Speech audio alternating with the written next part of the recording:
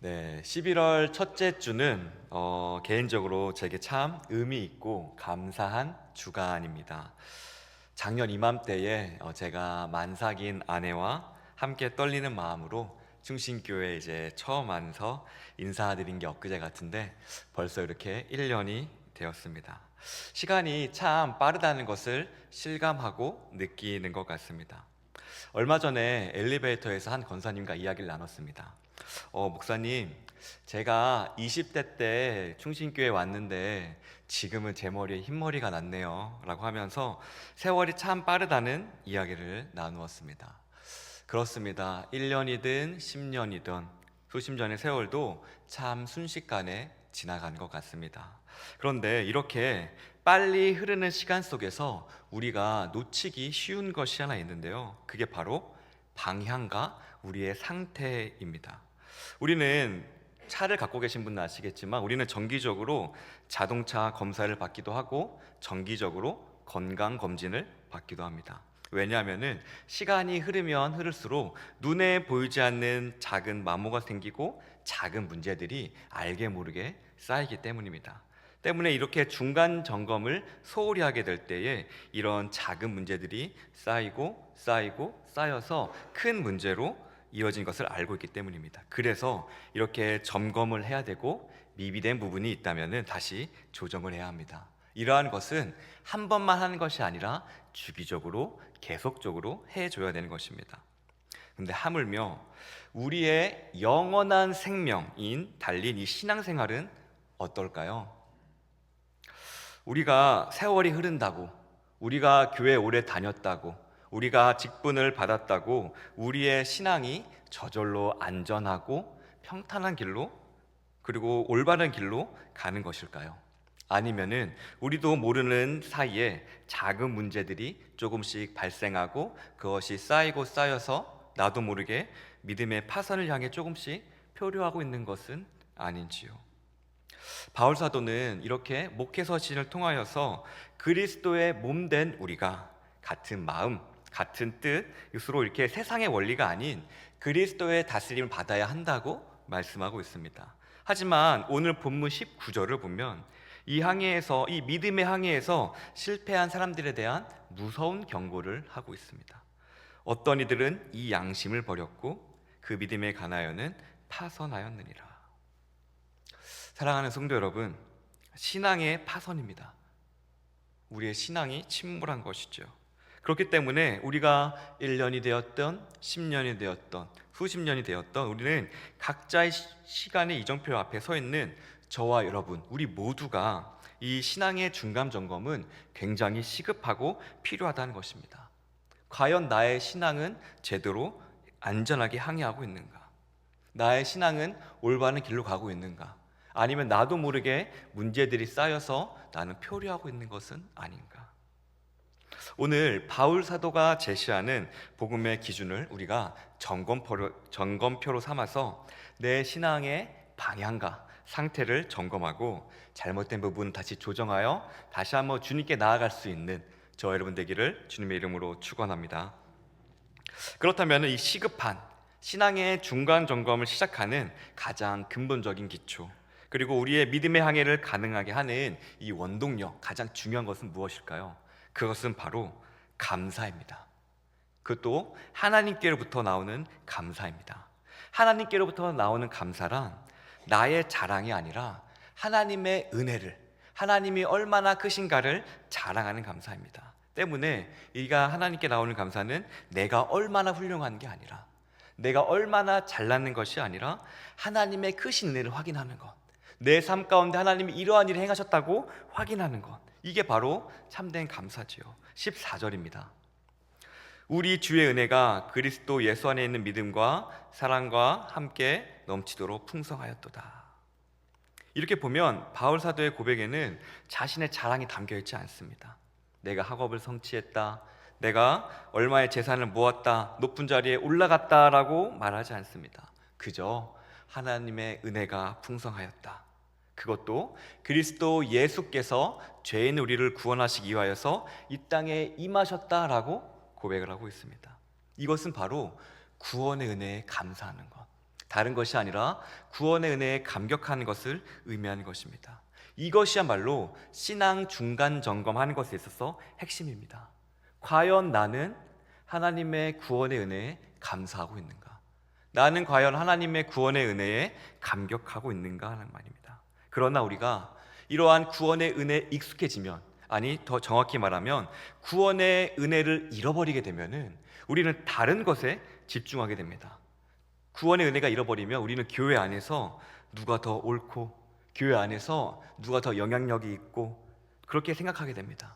이 당시 교회도 마찬가지였습니다. 읽진 않았지만 오늘 본문 1장 3절을 보면은 다른 교훈이나 4절에 나오는 헛된 족보나 율법이나 그런 것들을 자랑하면서 스스로 선생이 되려고 했던 거짓 선생들이 있었습니다.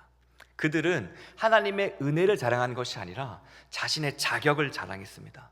헛된 지식, 족보, 그걸로 자신을 높이기에 바빴습니다. 이들이 자랑했던 것은 하나님을 자랑하지 않았어요. 그러나 바울 사도는 이들과 달리 하나님의 은혜를 드러냅니다. 13절입니다. 내가 전에는 비방자요, 박해자요, 폭행자였으나 도리어 긍휼을 얻은 것을.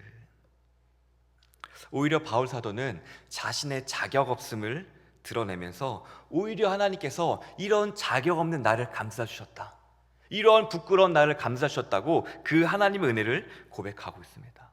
바울이 어떠한 자였습니까? 그는 그리스도인을 비방하던 자요, 박해하던 자요, 폭행하던 자였습니다. 그는 하나님의 교회를, 그리스도인을 핍박하던 일에 최전선했던 사람이 바로 바울이었습니다.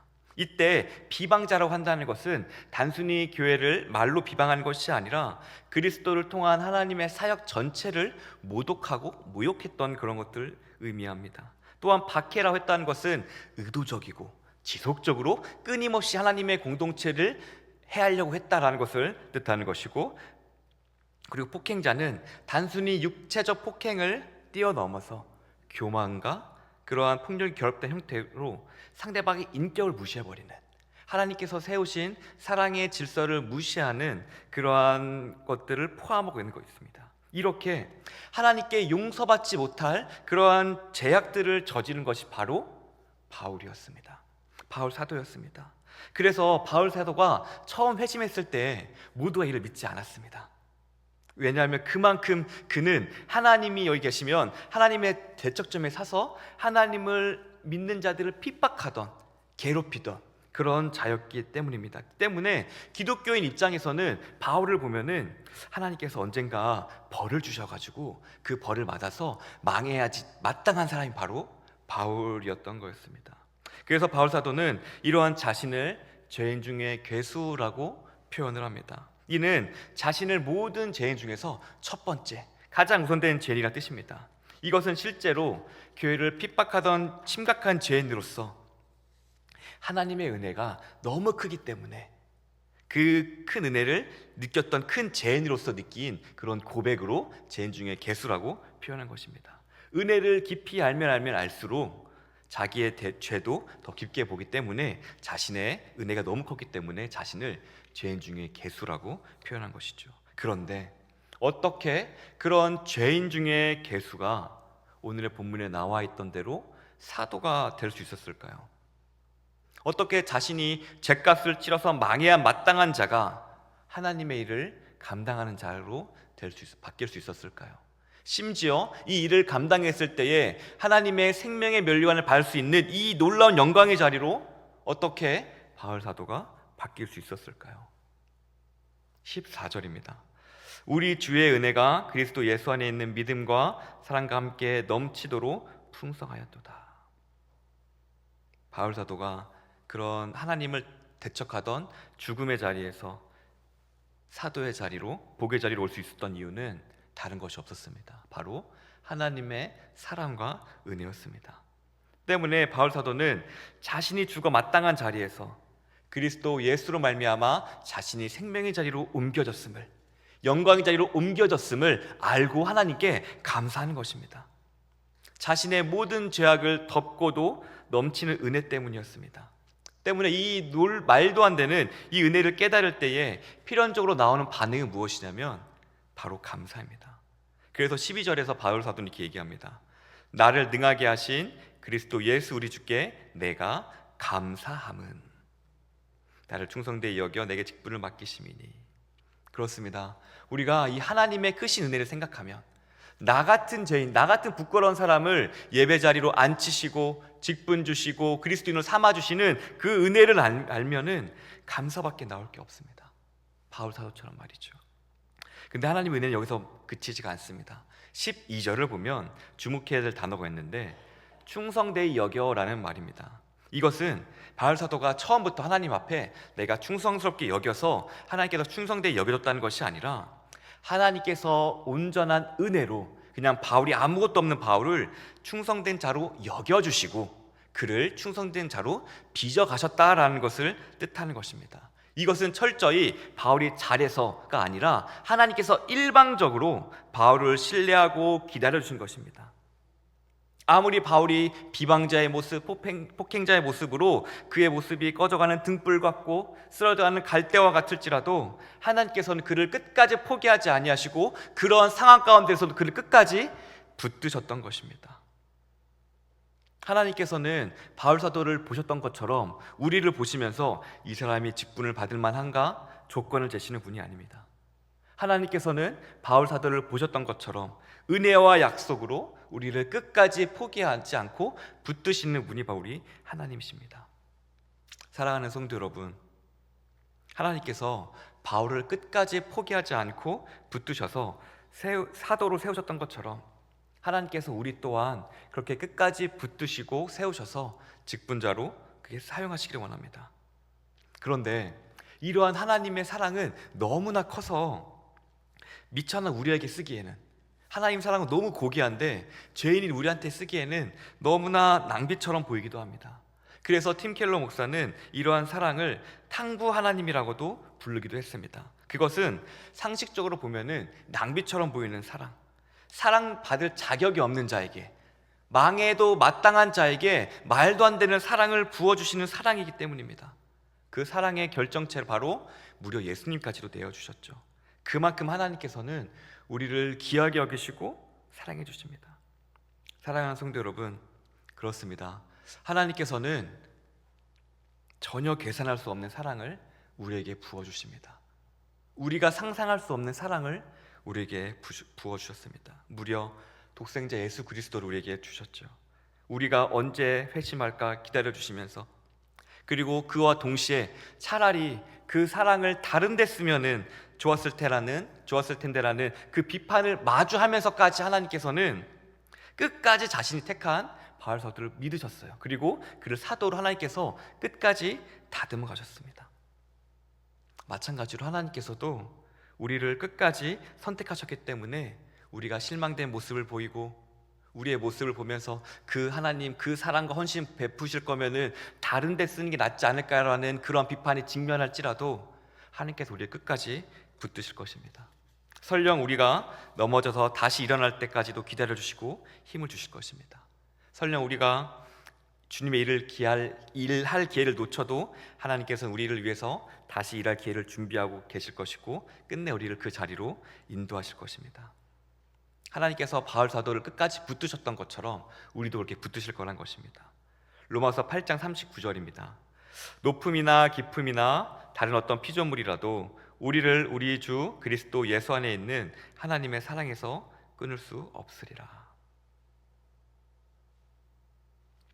나 같은 죄인을 구원하시는 그 놀라운 은혜, 나같이 못난 자를 끝까지 기다려주시는 그 하나님의 사랑과 은혜에 우리는 감격과 감사가 있습니까? 제가 이렇게 하나님의 사랑을 크게 설명했는데 우리는 과연 이 하나님의 사랑에 있어서 감격과 감사가 우리 안에 남겨져 있습니까? 아니면은 우리가 교회 생활을 하면서 어느덧 나도 모르게 신앙 연수나 직분에 따른 권위나 지식과 헛된 족보를 내세우며 그 감격을 잃어버리진 않았습니까?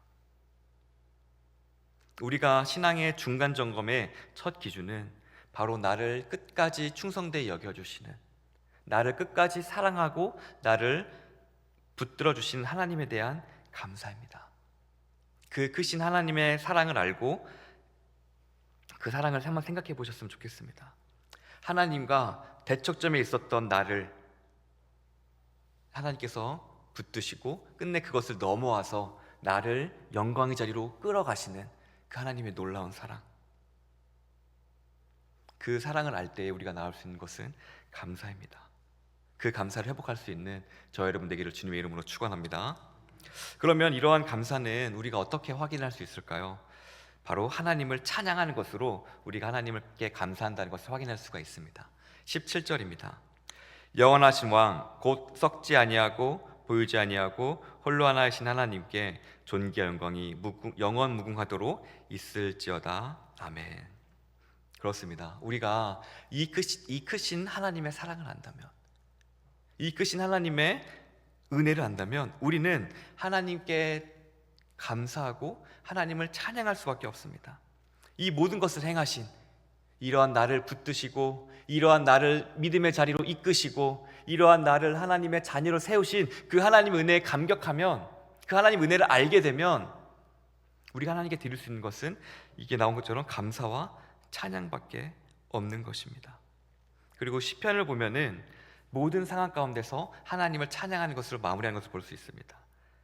힘들거나 기쁘거나 절망적이거나 하지만 끝내 하나님을 찬양하는 것으로 마무리됩니다. 왜냐하면 그 모든 상황 가운데서도 하나님께서 우리를 선하게 이끄시고 찬양받기 합당하시는 분은 심을 알고 있었기 때문입니다. 그렇습니다. 사랑하는 성도 여러분, 우리 가운데 구원에 대한 참된 감격이 있다면 감사와 찬양이 나올 수밖에 없음을 기억하시기 바랍니다. 위대하신 하나님을 찬양하는 것, 이런 부끄러운 나를 자녀 삼아 주신 것, 나를 끝까지 신뢰하시고 나를 끝까지 붙드셔서 이 자리에서 주님의 일을 감당하는 자로 나를 만들어 빚어가시는 것, 설령 당장에 하나님의 은혜가 구원의 역사가 보이지 아니할지라도 지금까지 인도하셨던 하나님께서 나를 끝까지 붙드실 거라는 것으로 하나님을 찬양하는 것입니다. 사랑하는 성도 여러분, 우리가 하나님께 감사한다면은 그 감사는 반드시 찬양으로 이어집니다. 우리 입술에도 하나님 향한 감사와 찬양이 끊어지지 않기를 주님의 이름으로 축원합니다. 네, 신앙 중간 점검 두 번째 점검입니다. 두 번째 점검 바로 선한 싸움을 싸우고 있는지 우리는 확인을 해봐야 됩니다. 18절입니다. 아들 디모데야, 내가 내게 이 교훈으로서 명하노니 전에 나를 지도한 예언에 따라 그것으로 선한 싸움을 싸우며. 우리가 하나님의 크신 사랑을 확인했고 우리가 하나님께 감사하고 찬양했다고 끝나는 것이 아닙니다. 이렇게 하나님의 크신 놀라운 은혜와 사랑을 받았으니 이제는 우리가 입으로 했던 감사와 찬양을 선한 싸움으로서 우리가 삶으로서 하나님께 감사와 찬양을 올려드려야 되는 것입니다. 입술과 머리로만 하는 것이 아니라 삶으로 감사와 찬양을 올려드리는 것이죠. 이것이야말로 살아있는 제물로서 하나님께 드려지는 것, 이것이야말로 바로 두 번째 신앙점검, 선한 싸움을 하는 것입니다.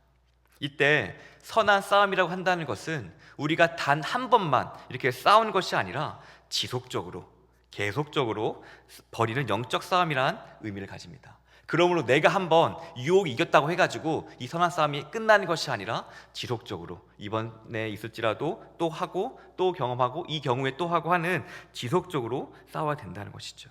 죄와 싸워서 이겨야 되는 것입니다. 이것은 마치 우리 안에 살아있는 항체가 끊임없이 바이러스와 세균과 싸워서 몸을 지키는 것과 동일하다고 보시면 됩니다. 마찬가지로 우리가 영적으로 선한 싸움을 하지 않는다는 것은 결국 우리가 영적으로 그러한 유혹을 받고 결국 영적인 죽음을 흘러가는 위험한 상태입니다. 우리가 선한 싸움을 하지 않는다는 것은 우리가 믿음의 파선을 향해 가는 것입니다.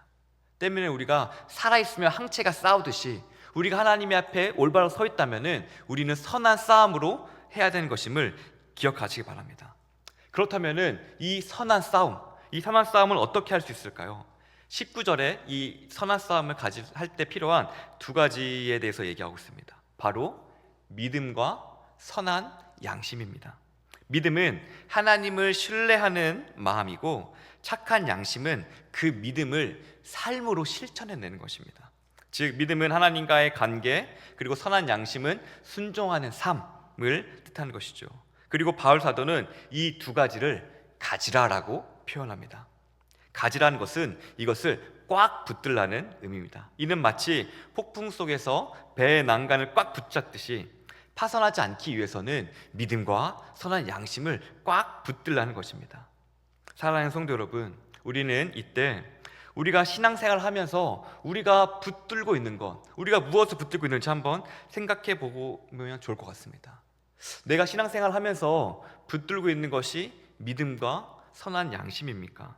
아니면은 내가 이 땅에서 이루어내야 될 재산이나 자랑이나 자녀나 자리를 붙들고 있습니까? 내가 입으로는 하나님께 감사하고 하나님께 찬양한다고 하면서 내가 손으로선 무엇을 쥐고 있는지, 내가 하나님께 감사합니다, 찬양한다고 하지만 정작 내가 믿음과 선한 양심을 쥐고 있는지 생각해 봐야 될 것입니다. 우리가 이렇게 믿음과 선한 양심을 꽉 붙들지 않으면 어느새 우리도 알게 모르게 다른 교훈과 신화와 끝없는 족보를 붙들게 되어 있습니다. 왜냐하면 하나님이 아니면 우리 하나님 아닌 것을 붙들 수밖에 없기 때문입니다.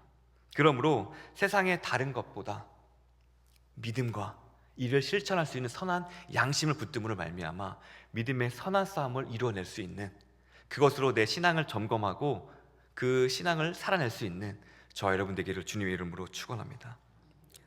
바울 사도는 이렇게 선한 싸움에 대해서 말하면서 선한 싸움의 실패와 성공을 보여주는 케이스를 보여주고 있습니다. 바로 후메네오와 알렉산더, 그리고 바울 자신입니다. 먼저 선한 싸움의 실패에 신앙에 파선한 자들입니다. 이들이 신앙에 파선한 이유를 기록하고 있는데요, 19절에 보면 어떤 이들은 이 양심을 버렸고 그 믿음에 관하여서는 파선하였느니라 라고 말씀하고 있습니다. 여기서 순서가 중요한데요, 이들은 믿음을 먼저 저버린 게 아니라 선한 양심, 곧 순종하는 것을 먼저 버렸습니다.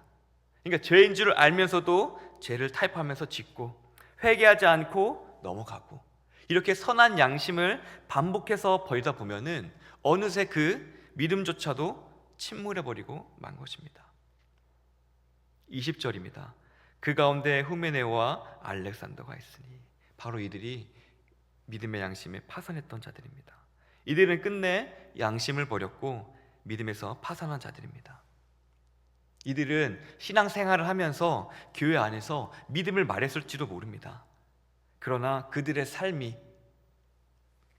선한 양심, 믿음을 따르지 않았을 것입니다. 진리를 알면서도 따르지 않고 고의로 불순종하고 사랑 없는 비판을 일삼았을 것입니다. 그들은 양심을 버렸고 하나님의 말씀에 순종한 삶을 버렸고 결국엔 믿음을 파손해버렸습니다. 사랑하는 성도 여러분, 우리는 이들의 실패를 보면서 우리를 되돌아봐야 할 것입니다. 우리는 과연 믿음의 선한 양심을 지키고 있습니까?